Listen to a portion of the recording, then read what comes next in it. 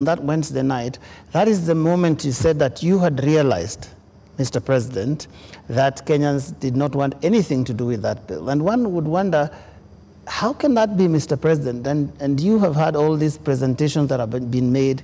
Did it have to take demonstrations and sadly loss of lives for you to come to a point where you'd realize what your people, the people that voted for you, are saying? That, I think, is what the young people are asking. Let me tell you, Joe,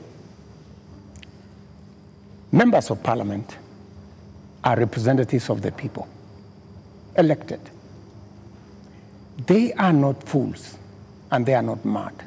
And I want to say, one day, Kenya will know that the MPs who voted yes are the true heroes of Kenya.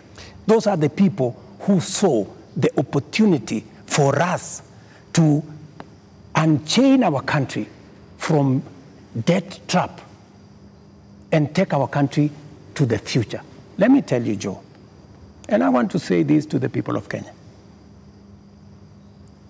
that my plan was to make sure that in the next 3 years, maximum 4 years, we have a balanced budget, where Kenya is not the country where we are today. Let me tell you, gentlemen, and I want to tell the people of Kenya the following.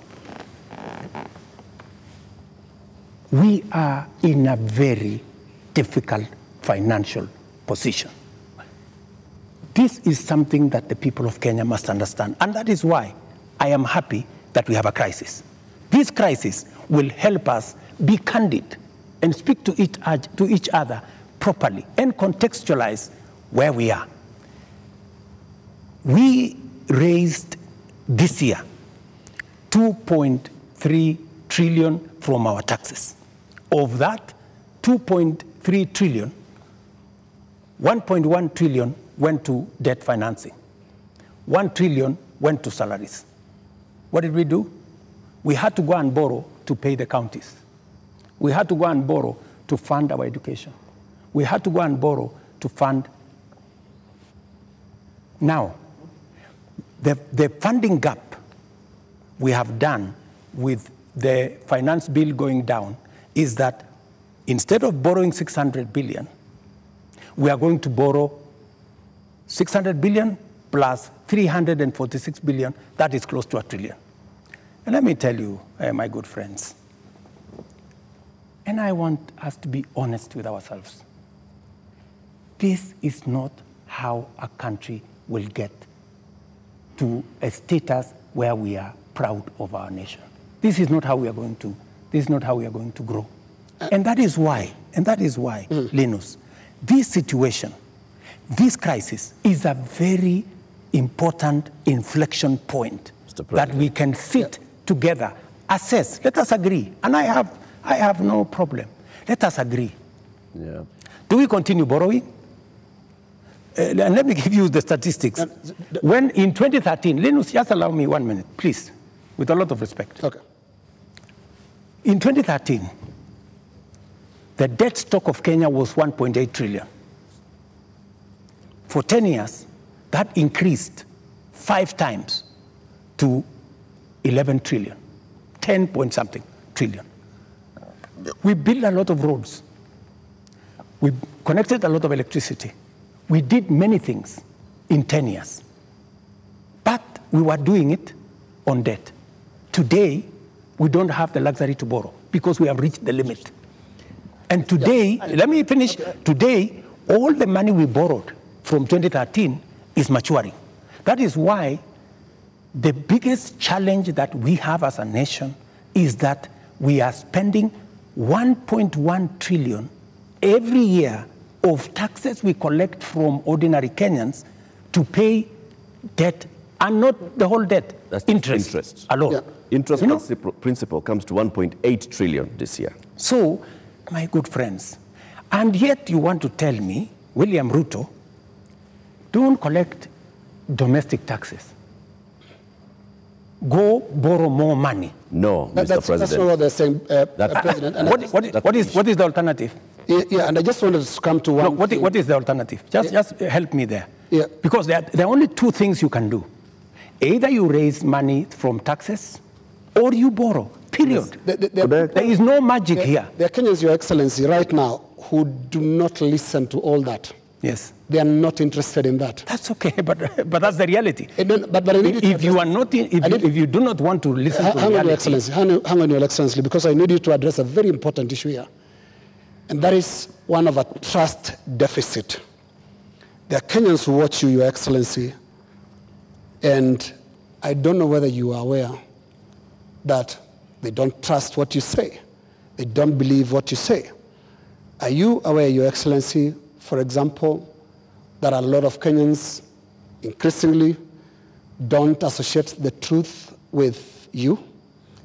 That is your assessment, because you have never associated the truth with me from the beginning. No, there's quite a number of Kenyans. No, I mean, that is your assessment. We asked people before we came here this evening. That's the assessment. Yeah. And many of those that responded to me directly, and to even our platforms, on KTN News, on Spice FM, on NTV, on Citizen, and we were asking them, what question should we ask the president this evening? And the one thing that many of them were saying is, when will he stop lying? So it's not Linus. Can he tell us the truth this time? Let me say the following. I told the people of Kenya that I would reduce the prices of fertilizer from 7,000 to 2,500. I don't know how that is a lie, because they buy it at 2,500. Okay. I told the people of Kenya we're going to have a housing program. A housing program is underway in Kenya. I can tell you, Linus, that whether you believe me or not, facts will not change. Yeah, and facts are not changed by who says it. And allow me to step back a bit, Your Excellency. And facts are very stubborn. Allow me to step back a bit. Yes.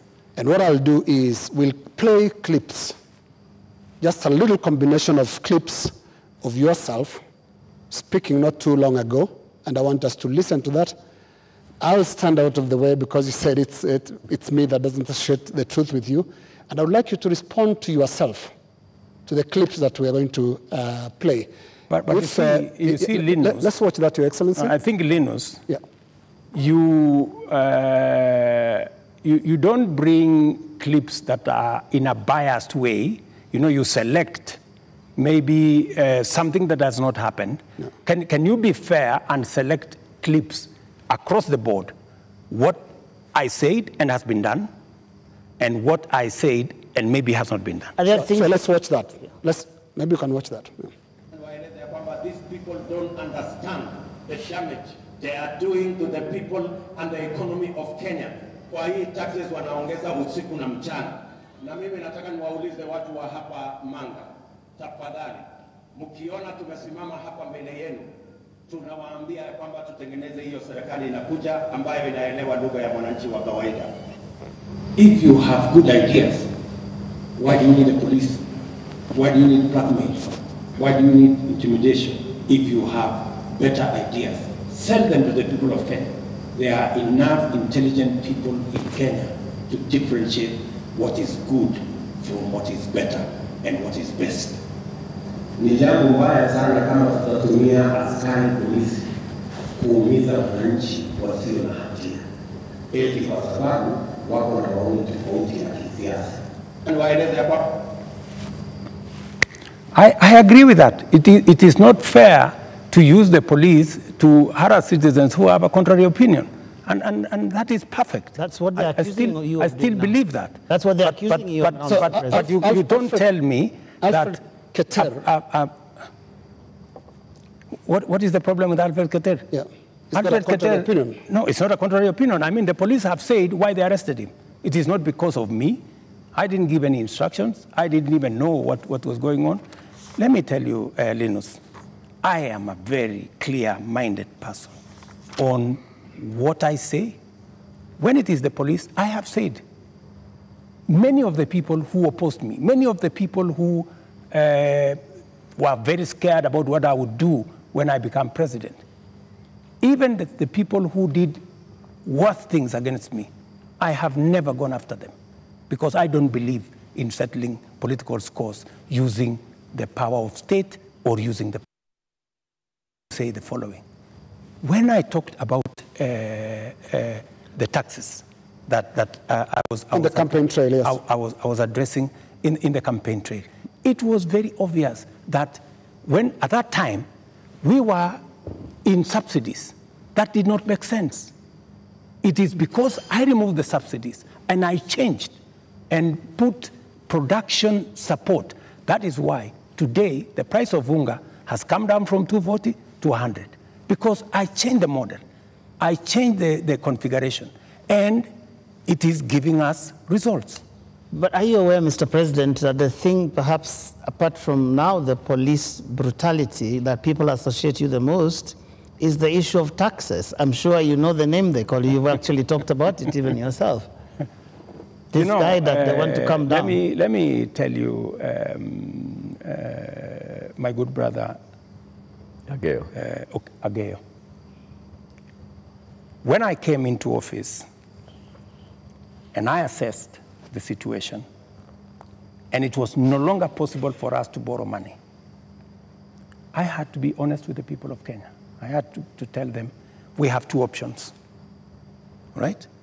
And even as we imposed taxes, we explained, we made sure that there was adequate, elaborate public participation on what it is that we were trying to achieve. And let me tell you the following. I have done the best that I could globally. Today, our country has tremendous respect from many quarters globally because of what I have done. I have raised the profile of our country. Today, I was in Narok, and the tourism numbers in 2022, 1 million tourists. In 2023, last year, 2 million tourists. This year, by God's grace, we will get to 2.7 million tourists because of the profile that I have done for the country. I know somebody will say that, that there is no truth in that, but call the tourism sector. They will tell you themselves that all hotels in Kenya today are operating 80% upwards, which is a new phenomenon in Kenya. I will also tell you that the international community have developed enormous confidence in Kenya. I see people who are saying, why did William Ruto go to China? Why did William Ruto go to Europe? Why did William Ruto go to America? Let me just tell you the following. When I went to China, we got money to be able to put equipment in 70 of our technical training colleges. Today, the contract has been signed, the equipment is being manufactured. When I went to China, we got money to build Bostock Dam that has been waiting, that will serve the counties of Bomet and Kericho. When I went to China, we got money to build, we got 30 billion shillings to build roads in Nyandarua, in Kirinyaga, in 8 other constituencies in Kenya. That's why I went to China. When I went to America, we got a $1 billion facility to be built in Naivasha that is going to be the biggest data center in Africa, funded by UAE, working with Microsoft and Kenya. When I went to the US, we also agreed Kenya became the only country in Africa that is going to benefit from the CHIPS Act, where we will be manufacturing computer chips with other countries. Kenya will be among the first, will be actually the only country in Africa that will benefit from that. And so many of the young people who I see today, those are my targets for the future. So it doesn't bother you that there's this tag on your head as a president who has overtaxed Kenyans, and that the sufferings that we are going through is because of excessive taxation that you have imposed on Kenyans? That is what I was asking about. You see, if I am called Zakayo, yeah, because I have explained to the people of Kenya that the option we have is if we continue borrowing, we will go down the cliff. If that is what is going to take Kenya to be saved from a debt default, I don't mind being called Sakaya, because it is a sacrifice worth making.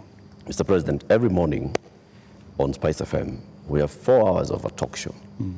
And many times we ask people, even those who come to the show, to tell us what is it that the nation is saying when we are seeing people out on the streets.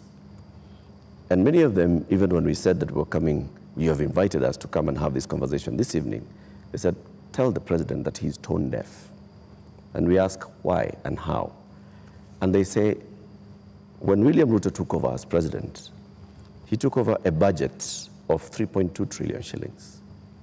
He went to Parliament and he said, Honorable Speakers, I believe that this budget is too high. We should cut it by 300 billion shillings. So you believed barely 1.5 years ago that you can run the country with 2.9 trillion shillings. Barely a few months, you went to Parliament and requested to spend 3.6 trillion shillings. This year, you went to Parliament and initially requested to spend 4.2 trillion shillings. And what do they see in return? They see extravagance in government. They see a government that is pushing gung-ho to employ new people called CASs. They see a government that is purchasing new motor vehicles and trips that are extravagant. They see opulence with those that are close to the president appearing in public carrying wads of cash. They see condescending attitude from those who serve in this government when they're asked, why are you spending? And they respond the way they respond. Your advisors speaking the same. And so they see a government where the president is telling people, we are going to live within our means. We are all going to tighten our belts. We have austerity. They end up with their children not going to school because for months, JS teachers are on strike. They end up with, right now, 91 days where clinical officers have not been to work. 91 days, Mr. President. We ended up with intern doctors going on strike for weeks because the government says it has no money. We end up with people going to the hospitals and there is no medicine. We end up with people who are being told that we don't have money to pay salaries, or we don't have money to pay salaries and also having development. Yet, they see all this extravagance and opulence from those in power. You are tone deaf, Mr. President, that's what they say. Well, I guess that's why we must have a conversation. That's why we must have a conversation. And I'm very happy for us to have this conversation so that we can put the facts on the table and we can all of us make a decision. But let me tell you the following. I've listened to you, and let me also tell you that today, the universities, which were almost closed, they had debts of 60 billion shillings. I have enhanced their budget by 40 billion shillings, the universities, because education to me is very important. It is the greatest equalizer. Today, the universities can confirm to you, and I was sitting here with the vice chancellors, that I made the right decision because we are funding the universities better. Let me also tell you, I took the decision to hire additional teachers, 56,000. It has never happened in the history of Kenya. Why? Because education is the greatest equalizer. Many parents in rural Kenya take their children to schools that have no teacher. And we are disadvantaging them. The children of the poor get the worst form of education. They have no chance. I decided, because I said it is bottom up, I decided that I'm going to put more money in making sure the child of every Kenyan has an opportunity to be their best by giving them the correct education. I decided that I am going to put money in farming. The first year, I put 10 billion shillings in fertilizer subsidy, a program that had been scrapped for 5 years. The difference is obvious. Today, by God's grace, we have a harvest. The prices of food commodities has come down. Day before yesterday, Latif, there was a release of where we are with inflation. Inflation in Kenya is now 4.6%. When I came into office, it was 9%. Inflation coming from food products. It was reported not by me, by the institutions that are charged, 4.6%. We have, where I have invested money, I can account for it. Right. And it is making a difference in the lives Their of concern many. is on extravagance in government. I will come to opulence in government. on opulence and extravagance. Every trip I have made, I have not made any trip outside Kenya to go and do things that are of no benefit to this nation. I can account for every trip that I have made outside our nation, whether it is on projects or programs or investments or even the profiling of this country to put it in good standing for us to attract investment. In fact, the Nairobi Stock Exchange, which was almost closed, was rated the best in the world. Not said by William Ruto, but it was in the public domain by Bloomberg. If you don't believe me, believe Bloomberg. Mr. President, So I have done what I could for the country. You have But not let me answered- finish you have not answered the opulence. questions. Let me go to the opulence.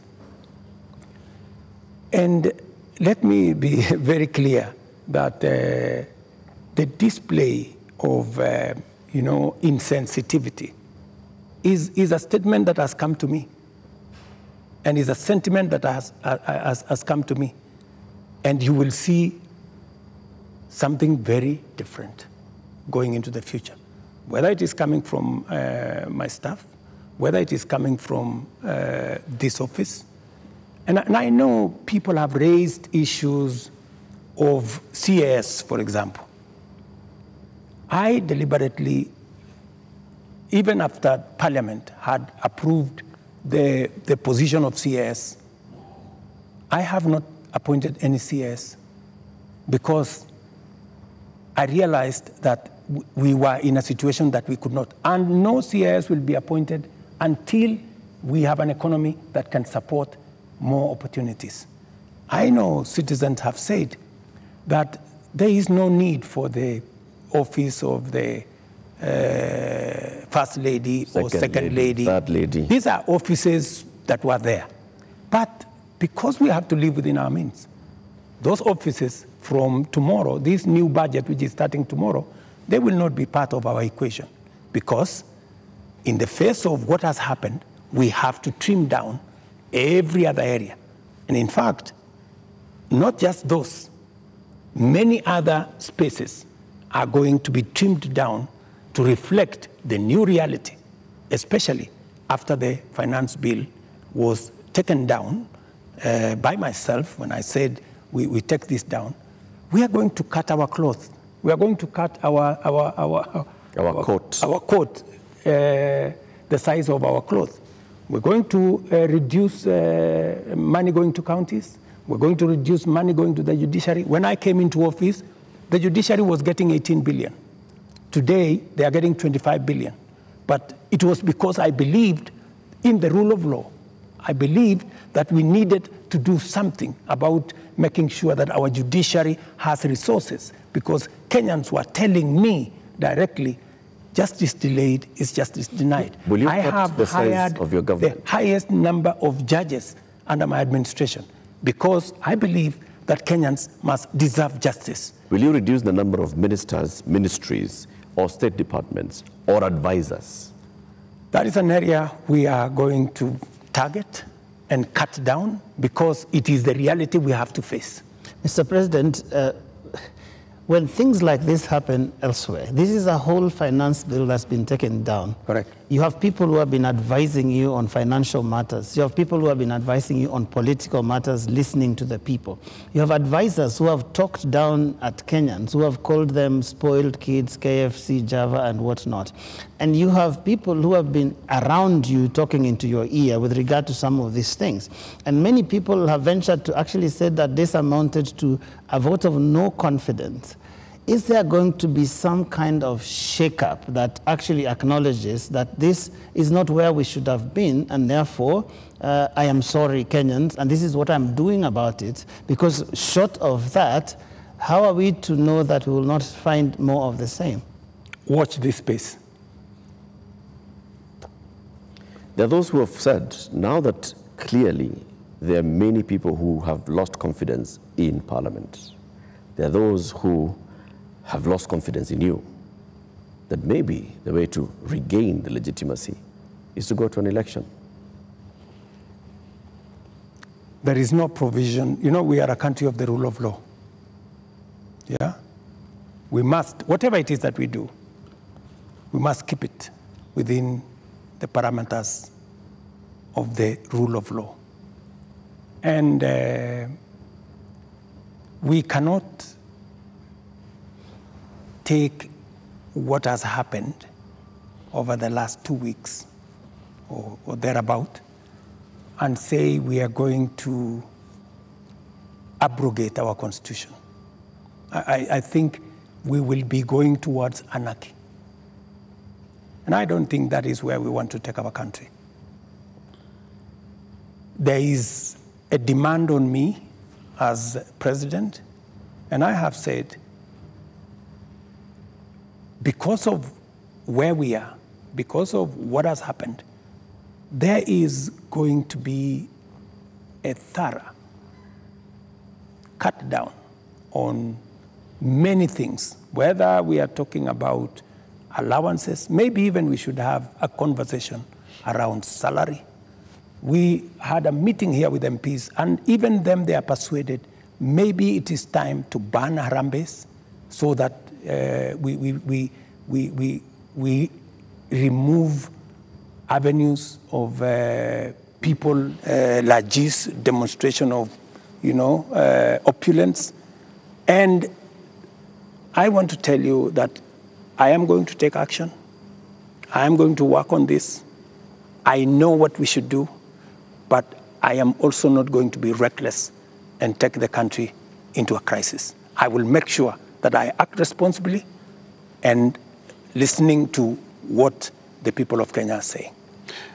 I don't know if this will preempt you, Your Excellency, but one of the most serious concerns that have been coming out, including in the Gen Z demonstrations, is the question of corruption. And right through this interview, you've not mentioned the word. And even as you go into that, I want to give you 2 illustrations. Kenyans dealt with or encountered the problem of fake fertilizers. And you never took action against your cabinet secretary for agriculture. Before that, we had the scandal around the importation of edible oil, which, Your Excellency, we don't know where the edible oil is to date. I don't think it ever found itself to the market. Again, there is a cabinet secretary in that ministry. And also, what got into the market was condemned sugar. And when we look at all the information around these 3 cases, these are people close to you. They're cabinet secretaries. And so you are unable to take action against them. So why should you be trusted now to act? Because there are those who read and say you are really a hostage of those who campaigned for you to become president. They get away with anything. 3 things, Linus. We hadn't reached the question of corruption. So don't unfairly accuse me that I have not spoken to it. I am ready to speak about it. So that's number 1. Number 2, I fired the CEO of KEBS when the sugar thing came up. Number 2, on fake fertilizer, the minister, Mithika Linturi, was taken through a process in Parliament. The CEO of National Cereals Board, the general manager of National Cereals Board, and other 7 members of staff are in court as I talk to you. The people who signed the contract, they are in court. You spare big fish and roast the small fish. No, let me just finish. Yeah. Because I need Linus. You know, I am a fair person, and I am a believer in the rule of law. Even though I may not like you, but I must respect that there is a due process. The moment, you know, we will have a minister who is charged in court, meaning there is evidence that they have participated in crime. Believe you me, I will take the action that is necessary. But if somebody is taken through a process and that process comes out without an indictment, I mean, surely we must give somebody the benefit of doubt until it is proven. But, and the fact that the CEO, general manager, and all the people that were there who actually evidence was found have been arraigned in court.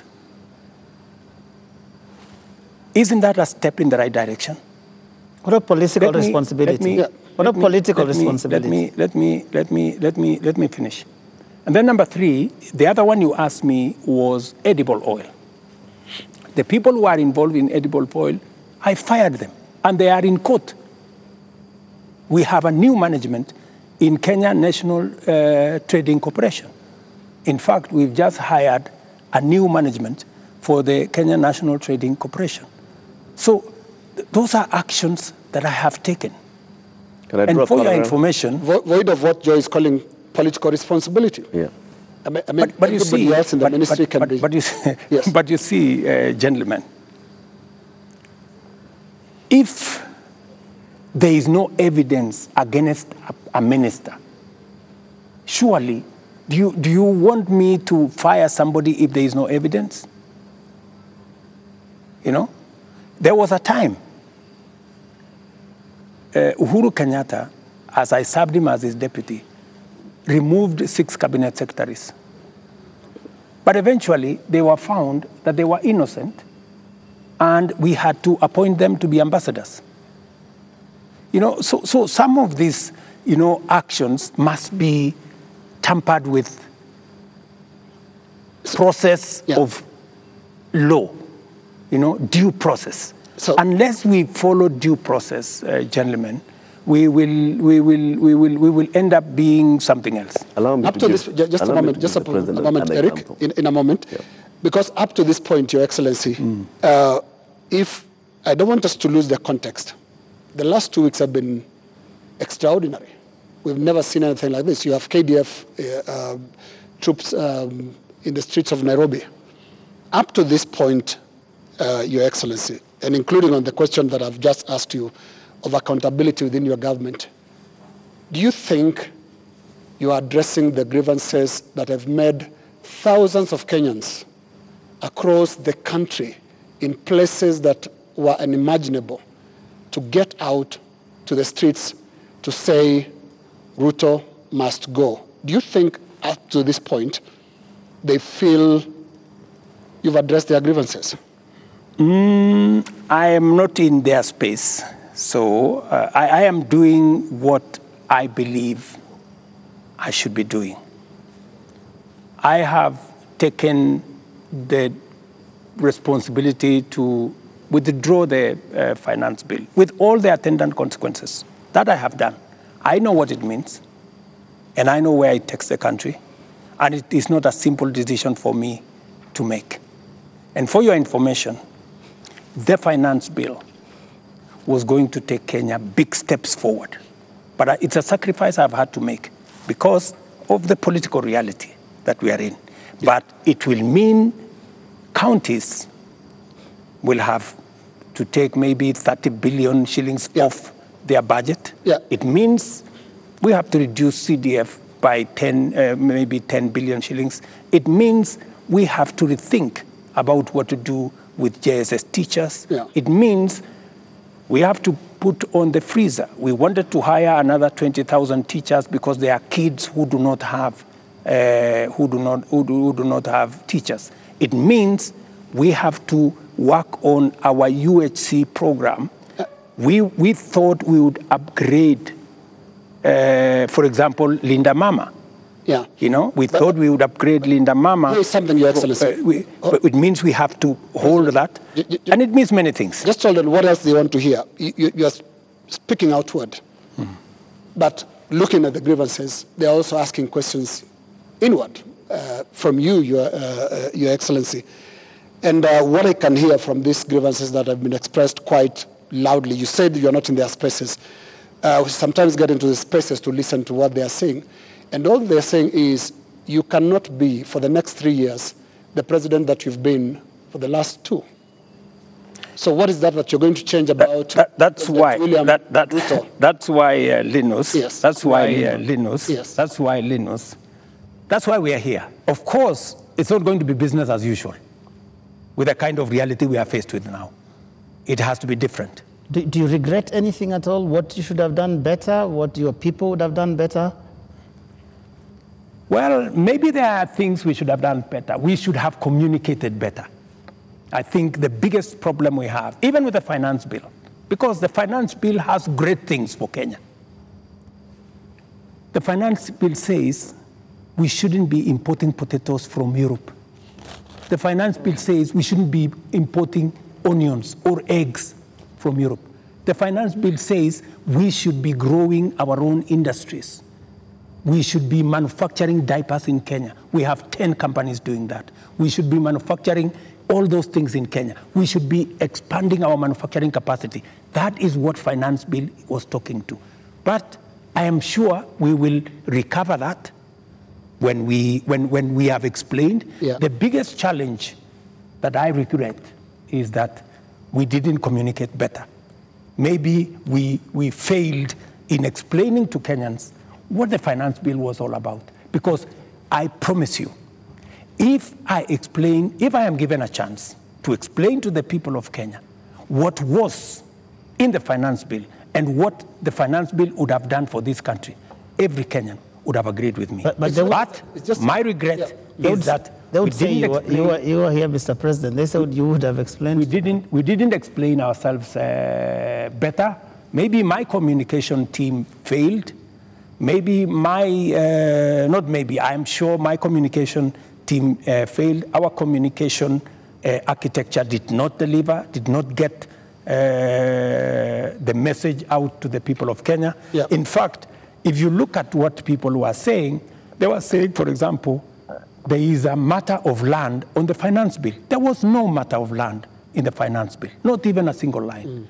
And it is on that basis that people rejected the finance bill and many other things that were not in the finance bill. Now, communication is about words, Mr. President. Let's go to the deeds, because when you see what Gen Zs are doing, for the first time in the history of this country, we've had protests on the altar of the Holy Family Basilica, because the young people of this country are telling you the political culture, which you've been part of having politicians speak in church, converting the platforms into, converting the pulpit into campaign platforms, must end.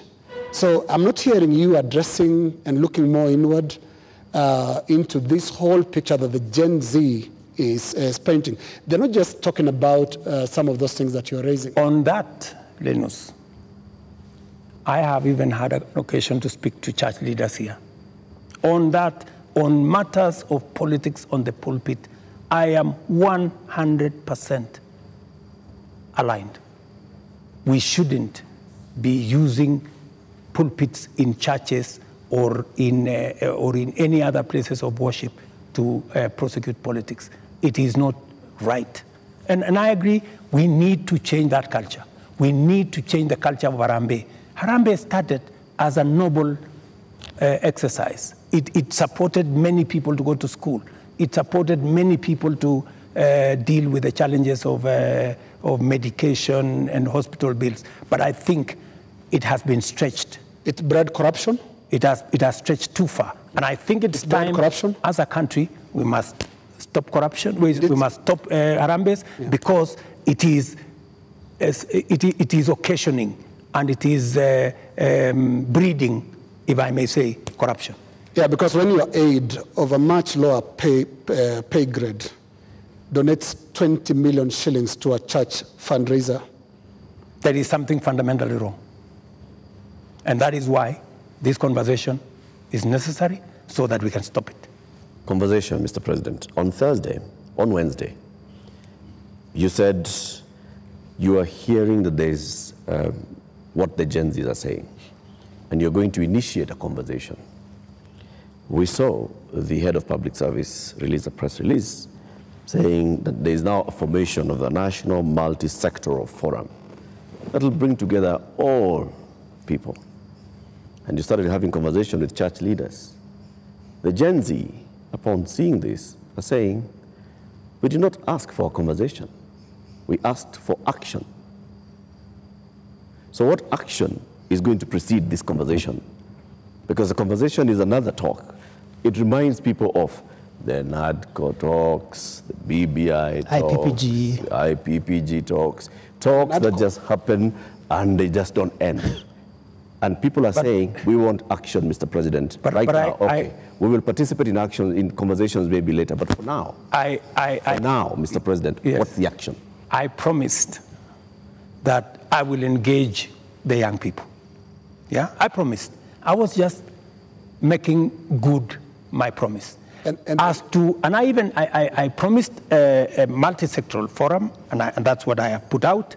I also promised that these are some of the topics I want us to discuss. I want us to discuss debt. I want us to discuss taxation. I want us to discuss unemployment. I want us to discuss corruption. I want us to discuss these issues. And it was a suggestion, and I am open. I am hearing that the young people are saying, we don't want a multi-sectoral forum. Maybe we should have an engagement with the president on X. And I am open to having an engagement with the young people on a forum that they are comfortable with. If they want me to engage with them on X, I will be there. At this point, Mr. President, do you think you know what the young people want? I have many young people in my house. Are they telling you all is well? The same ones that are in all these other spaces. And they want an engagement. They have ideas. They have suggestions. And I am open. If what we are doing on the digital space, on the housing program, on the export of labor, on manufacturing, if they have suggestions, I am open to those suggestions. They can improve, they can change, they can make new suggestions.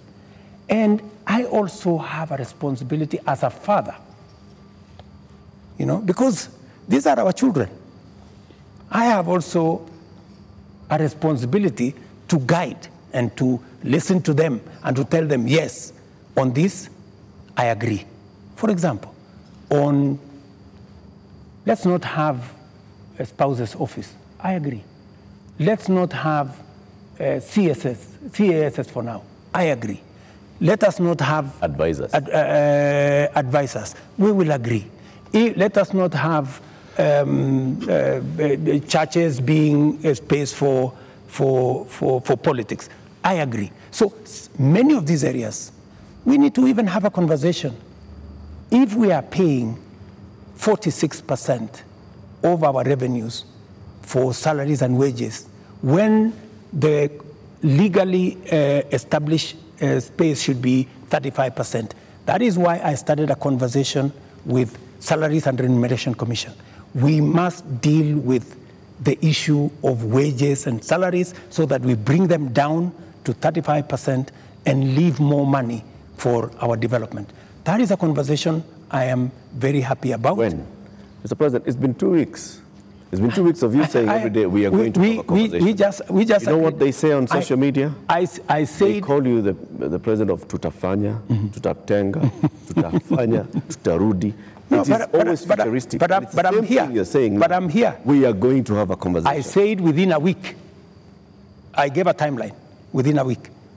Yeah. So within a week we will have agreed on where are we meeting. Are we meeting at the X space? I am ready for that X space. Are we agreeing on this multi-sectoral? I'm waiting to see the suggestions that Kenyans have.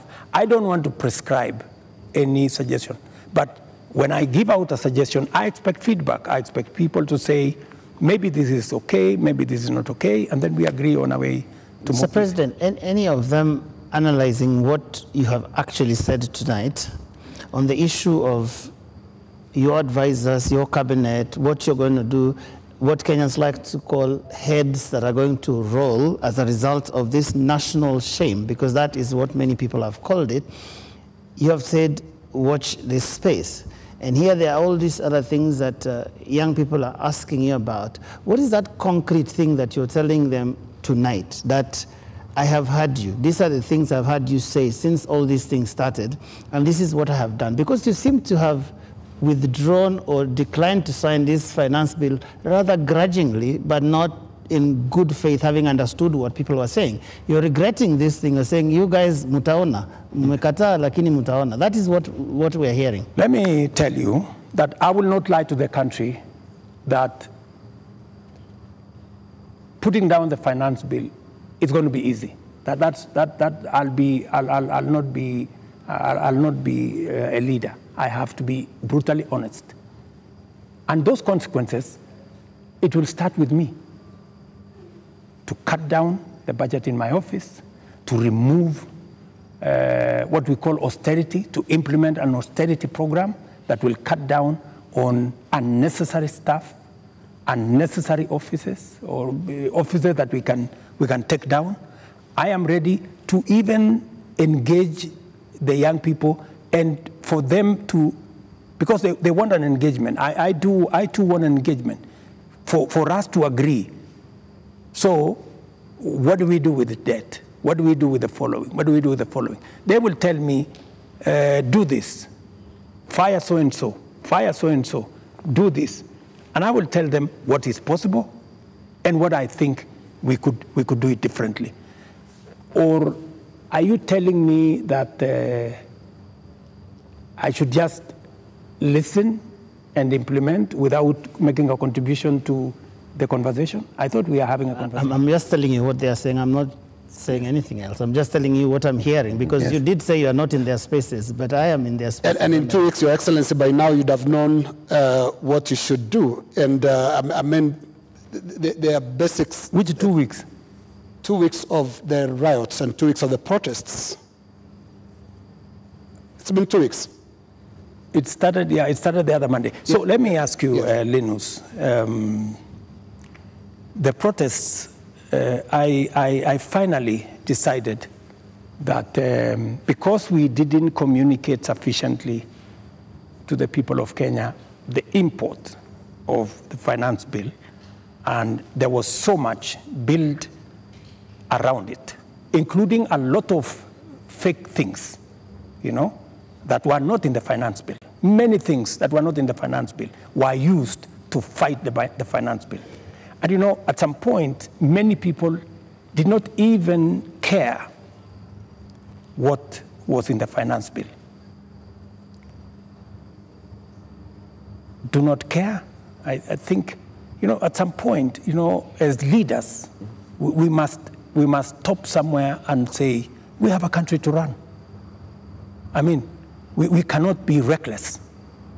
We must, at some point, stop and say, what are the consequences? Because everything we do has consequences. And we must be careful as a nation to make sure that our country does not go down to the dogs. And believe me, countries, have gone in the wrong direction. And we must be careful. And I don't want to be the leader that took the country in the wrong direction. we must be measured, we must be careful, we must listen to the young people, we must listen to other views and be able to make a carefully well thought out plan for the country out of where we are. Yeah, but what if the protesters are actually saying something in totality about your government, not just about the finance bill? It's not about just the finance bill, is it? Linus, as I have told you, we are a democracy. The people of Kenya can make a decision, yeah? And I am perfectly, alive to the fact that when the people of Kenya finally, the same way they decided to elect me, when they make another decision, we will comply as the people of Kenya. That's what a democracy is all about. People can vote in a government, people can vote out a government for whatever judgment the people have. So I want to be very clear to the people of Kenya that I will do my best to make sure that I tell the country the truth and I take the country forward. And I am committed to that. And I can see Kenya changing. If I had managed to pass this finance bill, Kenya would not be the same. We would take this country to the next level. The kind of investment I have made, the kind of collaboration with many friends that we have done, we would begin to see this country soaring into the future. But all is not lost. Maybe we have taken one step back. Sometimes maybe it is necessary to take one step back to be able to take many steps forward. And that is my thinking of this situation. But surely it must bother you, Mr. President, that 2 years ago you ran such a euphoric campaign with things like Hatupangwingwi, and 22 months down the line, your State House is surrounded by the military. The military tanks, scary as they are rolling on the streets of major cities. And as we sit here today, people are saying Ruto must go. Surely that is such a fast slide. There must be something that causes one to pause and say, how did we get here? What happened here? And one would have expected an earth-shaking statement tonight that tells the country, I get it. Something has shifted in a major way in our country, and I'm also shifting as your president who's listening, and this is the new direction things are going to take. Let me tell you, Joe, I came into office at a difficult time, yeah? We have a combination of coming out of COVID. We have a serious drought that hit our country. We had interest rates that went up everywhere. We went into a very difficult situation. What did many countries do? Many countries went and defaulted. And I don't want to mention countries because it's not right to mention. But almost 8 countries in Africa went down. Many people expected Kenya to be among the 8. But believe you me, I have carefully managed the economy of Kenya. Kenya is not among the countries that have defaulted. If anything, we have running programs in Kenya. We have a whole housing program that is running. We have a whole digital program that is running. We have made changes in our education. We've hired more teachers. We've made sure that we have a new funding model for our universities. We have supported our farmers. We have reduced the cost of living. We have done many things, even in the context of all the challenges that we have had. I am telling you, I came in, and I believe I'm the right person to be in this space when Kenya is in a difficult position, because I believe I am the person who can sort out the challenges that faces Kenya at a point like this. But when the public and the protesters, the Gen Z, some of who actually formed the base of your election campaign, are telling you, we are disappointed, you've not delivered. Hashtag Ruto must go. What do you tell them? Let me tell them the following. Good friends, the young people of our nation, my sons and daughters who supported me to win the election. I hear you. In fact, I saw, I think it was on your headline, a gentleman from my village who was saying, the president has let us down. Many children in this village are not getting jobs locally. That is why they are going abroad. Little did he know, my good friend from my village, that the children, the 500 of his colleagues around our village, are actually part of my plan on export of labor. They have actually, I intentionally supported them to leave the country because we got them jobs outside Kenya. So I am telling the young people of our nation to be patient. Our housing program is rolling. We will be hiring more architects, we will be hiring more engineers, we will be hiring more professionals to support our housing program.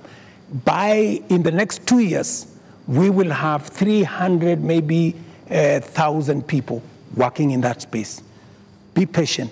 We are sorting out the challenges that are facing our digital space. We're rolling out our digital space. Young guys, by the end of next year, God willing, we will have a digital hub in every ward in Kenya because we have already started that process. Every TVET in Kenya today has an ICT hub with young people monetizing their talent. I want to tell them we are full speed into manufacturing. That is why we're saying we're no longer importing clinker, we're no longer importing steel, we're no longer importing clinker, we are no longer importing furniture. We are going to stop importing eggs. We're going to stop importing onions and all this because we want to promote our local manufacturing to be able to create jobs for them. We are no longer going to be importing diapers or sanitary pads from other countries. They are going to be manufactured here. Mr. President, I have worked with the industries to make sure that we create opportunities for these young people. We are going to work with them to deal with the challenge of corruption. We're going to work with them to cut down on government like this. I am going to make sure that we have a lean government that responds to the reality of where we are as a country. That is what I am telling my good young people. The young people. There's another group of young people. Please speak to them directly. Yes. The young doctors who are in university graduating this year, yes, who are going to look for internship correct, in the next year. The young JS teachers who were on strike a couple of weeks ago, who are expecting to be absorbed into full permanent and pensionable contracts correct, this year. The young clinical officers also who are graduating and they expect to go on internship. The other clinical officers who are hired on contract during COVID and other programs that are just contracts, and contracts are coming to an end. I am telling the JSS teachers, I had factored in 18 billion shillings in this year's finance bill to be able to transfer them to permanent and pensionable. Because in my phone, so many of them have asked me, Mr. President, we came in, we had an agreement that we are going to be interns for 2 years, we will move to permanent and pensionable. Although I don't have the finance bill, I want to tell them, give me a bit of time, let me figure this out, how we are going to do it without the finance bill. We had also put 3 billion shillings for the doctors so that we can be able to sort them out, especially the intern doctors and those who we intended to hire under our UHC program.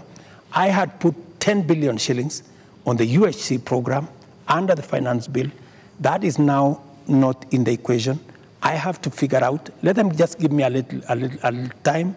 I'm going to figure it out again because I know and I feel and I made a commitment to them that we will do this. So even in the absence of the finance bill, and even as we cut down on expenditure on many other areas, it is still my commitment that we will see what to do with them so that the job they are doing in teaching our children, in treating our people, do not go to waste. Mr. President, we're almost winding down this, but have you noticed that those young people, they actually have worked out the things that they believe you can take out and still be able to do the important things? Because you seem to have this elaborate plan, and I'm wondering where their views will fit in, because you seem to have this all worked out, but they probably don't want all those things. That is why they have figured out. That is why, Yeah. you know, part of what I told you, Joe, is communicating, you know.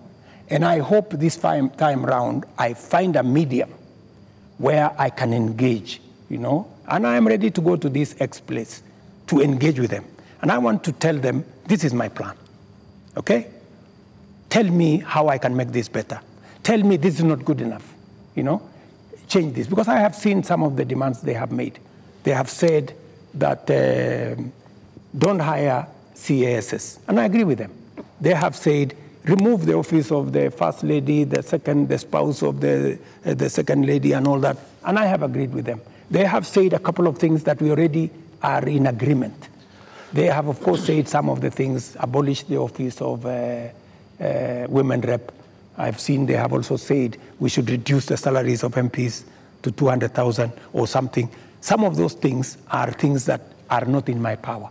Those are the things that we need to do a whole of society, a whole of nation approach, so that if we are bringing down salaries from 1.1 trillion to 700 billion, that is something I am willing, and I am ready to start with my own salary, going down to salaries of others, so that we can all live within our means. Your Excellency, we're now going to our final questions.